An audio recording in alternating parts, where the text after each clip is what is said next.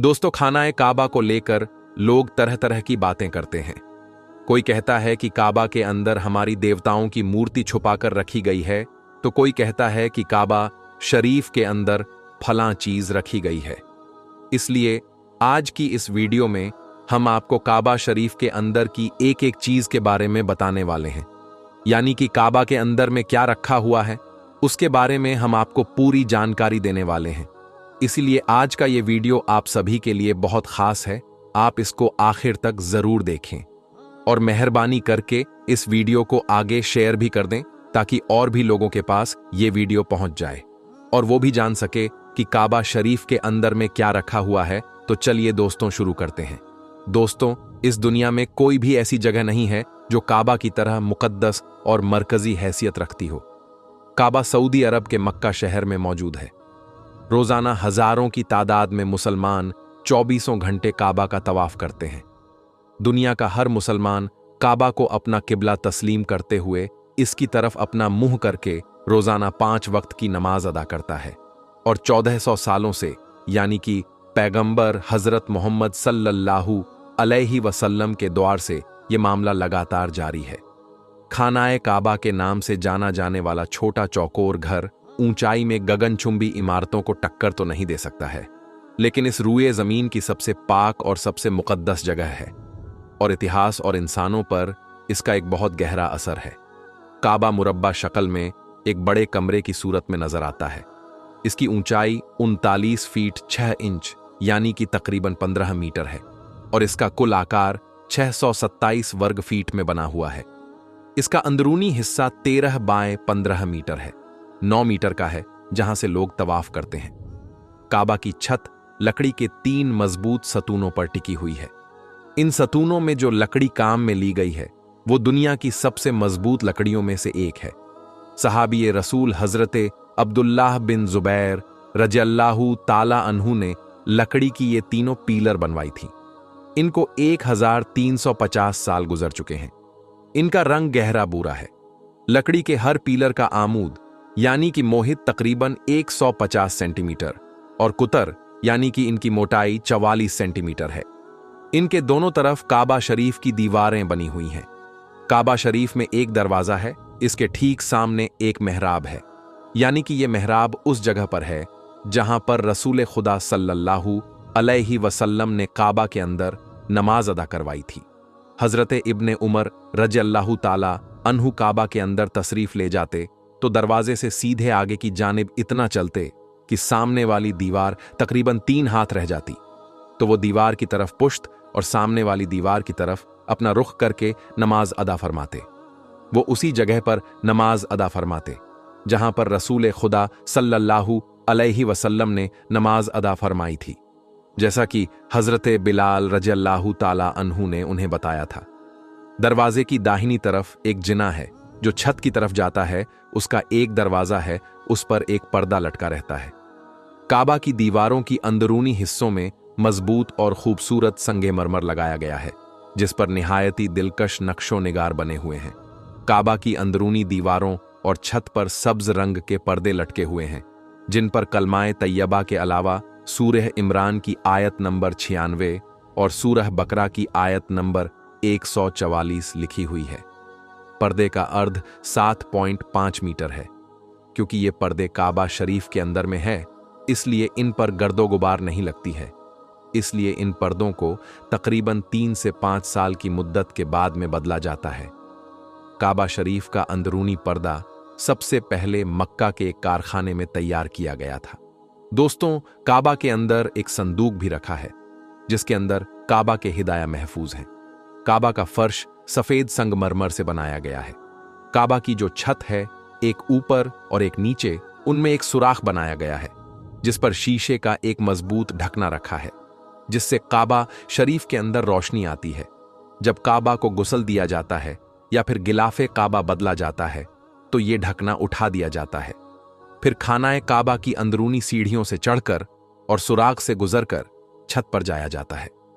1397 ही हिजरी से पहले ये सीढ़ियां लकड़ी की हुआ करती थीं, लेकिन इसके बाद में इन लकड़ियों की सीढ़ियों को हटाकर उनकी जगह पर मजबूत एल्यूमिनियम की गोल सीढ़ियां बना दी गई, जिनकी तादाद 50 है।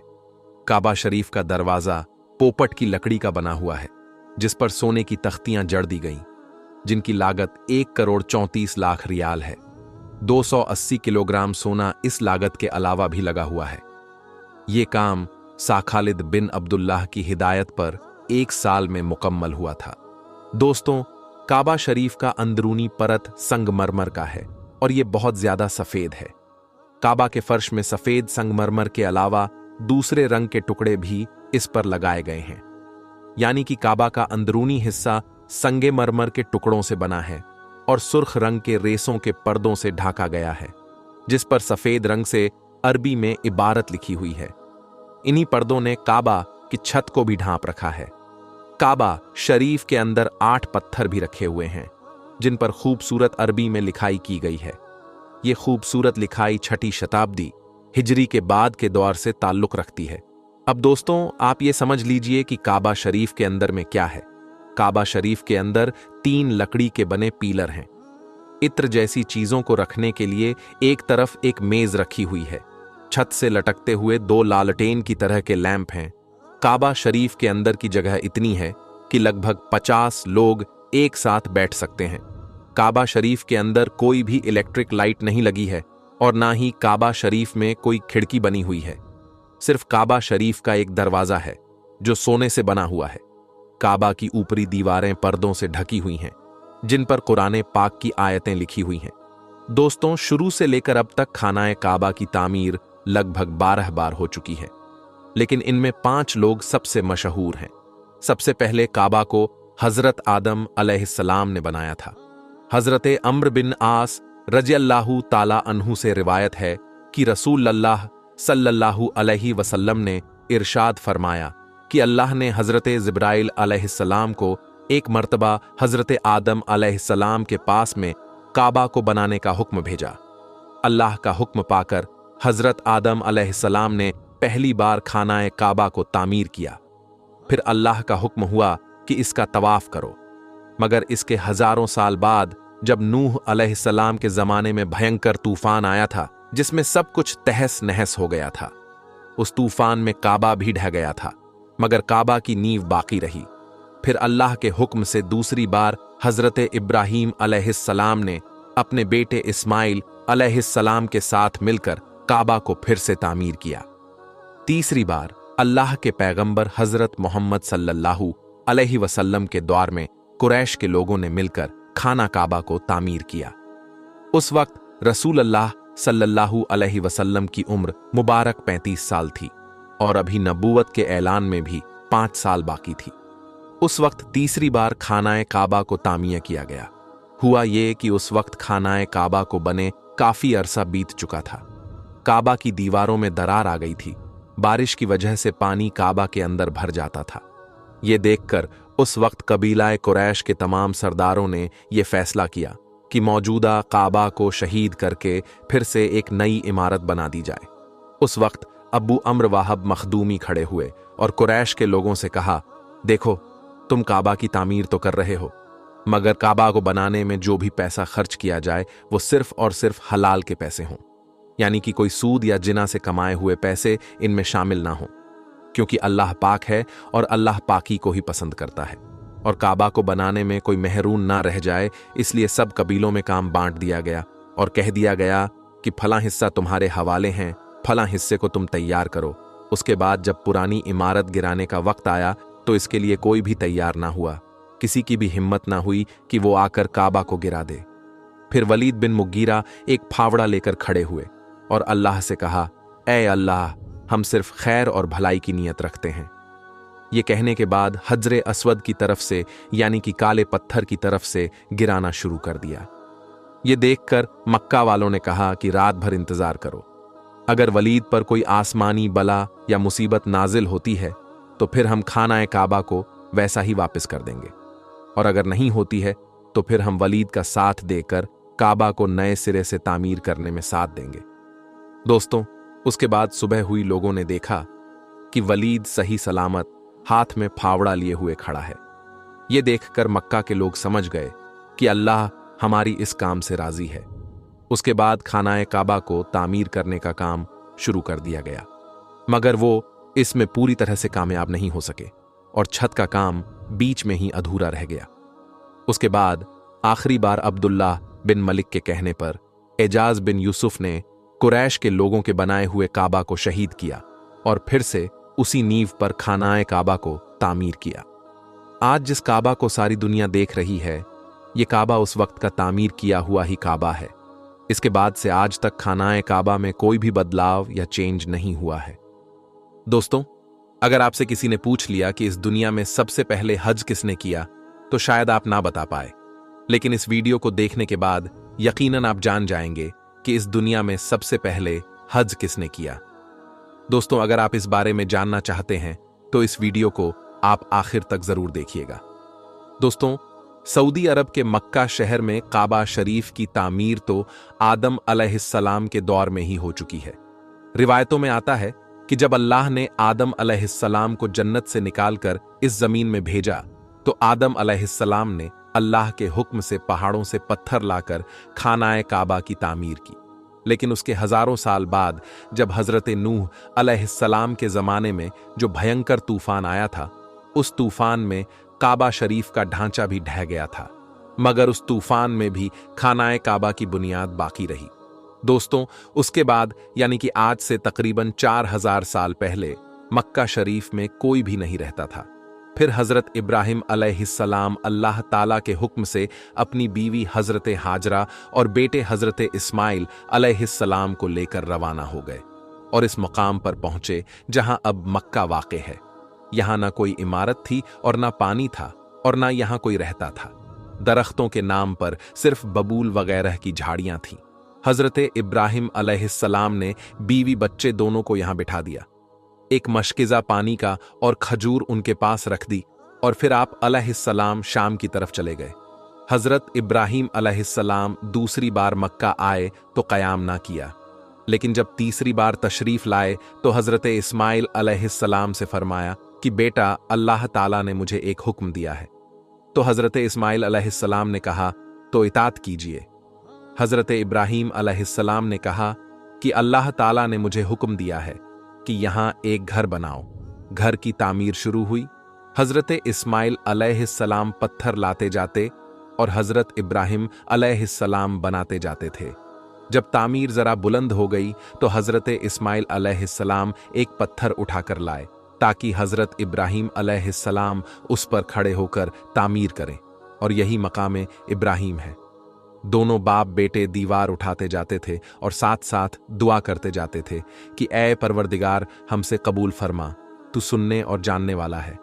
उन्होंने उस घर की तामीर ना मिट्टी से की और ना चूने से, बस पत्थर पर पत्थर रखते चले गए। ना उसकी छत बनाई, ना दरवाजा। बाद में अलग अलग जमाने में फिर बैतुल्लाह की तामीर हुई। कुरैश ने भी तामीर की और उनके बाद भी हुई। कहते हैं कि उस वक्त हजरत इस्माइल अलैहिस्सलाम की उम्र 20 साल थी।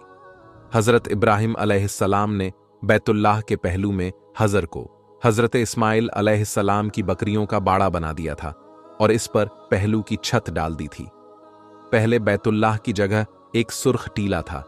अक्सर सैलाब इधर उधर से इसे काटता रहता था।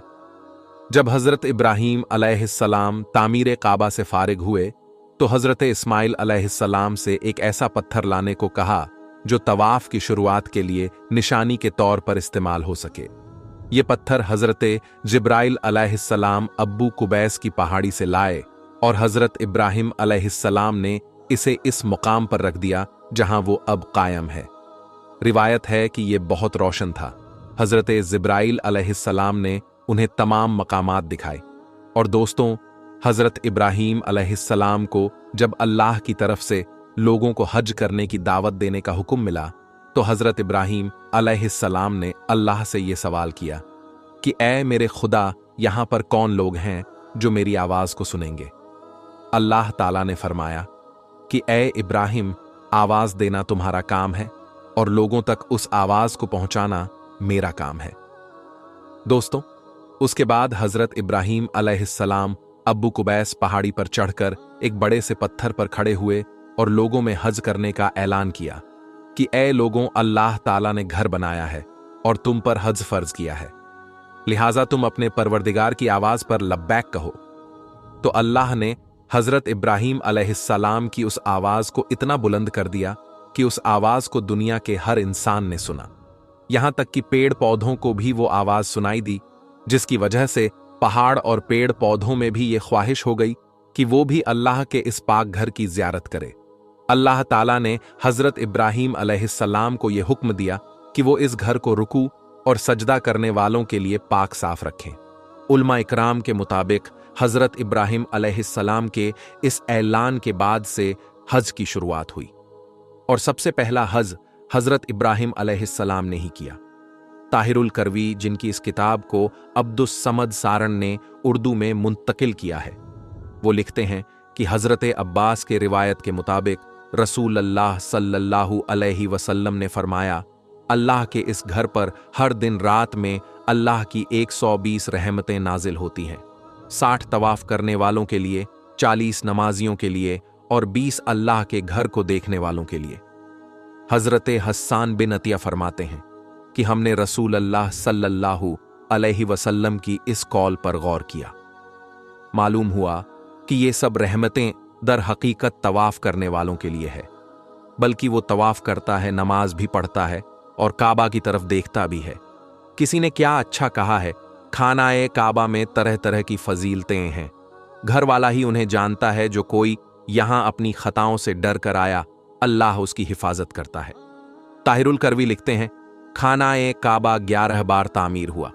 हजरत आदम अलैहिस्सलाम ने बनाया, हजरत शीस अलैहिस्सलाम ने तामीर किया, हजरत इब्राहिम अलैहिस्सलाम ने तामीर किया, अमालका ने बनाया, जुरहम ने तामीर किया, कसी ने तामीर किया, कुरैश ने बनाया, अब्दुल्लाह बिन जुबैर रज़ियल्लाहु ताला अन्हु ने तामीर किया, हज्जाज बिन यूसुफ ने बनाया, फिर सुल्तान मुराद ने बनाया जो आले उस्मान से था। कुरैश की जानिब से तामीर रसूल अल्लाह सल्लल्लाहु अलैहि वसल्लम के ज़माने में हुई थी। कुरैश ने तामीर के लिए जो हलाल माल जमा किया था वो काफ़ी नहीं था, इसीलिए हुजूर की तरफ 6 हाथ एक बालिश्त जगह कम कर दी गई थी। हुजूर के पीछे एक छोटी सी गोल दीवार बना दी थी ताकि लोग इसके बाहर तवाफ करें। काबा के अंदर उन्होंने 2 सफ़ों में 6 सुतून रखे थे जिस पर छत थी। इससे पहले काबा पर छत नहीं थी, दरवाज़ा एक रखा था। छत की बुलंदी 18 हाथ थी। हज़रत अब्दुल्लाह बिन ज़ुबैर रज़ियल्लाहु ताला अन्हु की तामीर बैतुल्लाह के बारे में तहीरुल करवी बताते हैं, उन्होंने 3 दिन तक इस्तिखारा करने के बाद काबा को बिल्कुल ज़मीन के बराबर कर दिया और हज़रत इब्राहीम अलैहिस्सलाम की बुनियाद को भी खुदवाया तो देखा कि वो 6 हाथ और एक बालिश्त हज़रत इस्माइल में दाखिल है, लिहाजा आपने उन्हीं बुनियादों पर तामीर की। ऐसा उन्होंने हज़रत आयशा रज़ियल्लाहु ताला अन्हा की एक हदीस की बिना पर किया। हज़रत ज़ुबैर रज़ियल्लाहु ताला अन्हु ने काबा की बुलंदी 27 हाथ रखी ताकि अर्श के मुनासिब हो जाए। एक दरवाज़ा दाखिल होने के लिए और एक बाहर जाने के लिए बनाया। दोनों दरवाजे ज़मीन के बराबर थे। हर दरवाजे की लंबाई 11 थी और 2 पट थे। आपने काबा के 4 सुतून बनाए। आपके ज़माने में ये चारों सुत चूमे जाते थे। आपने रुकने शामी की जानिब एक जीना ऊपर जाने के लिए बनाया था और उसे सोने से मुज़य्यन किया था। छत पर प्रणाला रखा था जो हज़र में गिरता था। जिस दिन काबा शरीफ की तामीर मुकम्मल हुई वो दिन अजीब था। उस दिन बहुत से गुलाम आज़ाद किए गए और बहुत सी बकरियां ज़िबाह की गईं। हज़रत ज़ुबैर नंगे पांव निकले। आपके साथ बहुत से कुरैश भी बरहाना पांव थे। हत्ता के कनम के मकान पर मस्जिद आयशा पहुंचे और उम्रा का एहराम बांधा कि अल्लाह ने उन्हें इब्राहिमी तामीर पर तामीर काबा की तौफीक अता की। इब्ने ज़ुबैर की तामीर की वजह यह थी कि एक शख्स ने मुहासरे के ज़माने में मस्जिद हराम के किसी खेमे में आग जलाई। खेमे में आग लग गई तो बढ़ते बढ़ते काबा तक पहुंच गई और उसने गिलाफे काबा रुकने यमानी जला डाला। ये वाक़या 64 हिजरी का है। 10 साल बाद 74 हिजरी में हज्जाज बिन यूसुफ ने इस बिना पर की कि इब्ने ज़ुबैर ने काबा में इजाफा किया था और एक दरवाज़ा मजीद बना दिया था। उसे गिराकर कुरैश की तामीर के मुताबिक कर दिया। तहीरुल करवी लिखते हैं कि खाना काबा की हर एक चीज़ अब्दुल्लाह बिन ज़ुबैर की बनाई हुई है, सिवाय उस दीवार के जो हुज़र में है, वो हज्जाज बिन यूसुफ की बनाई हुई है।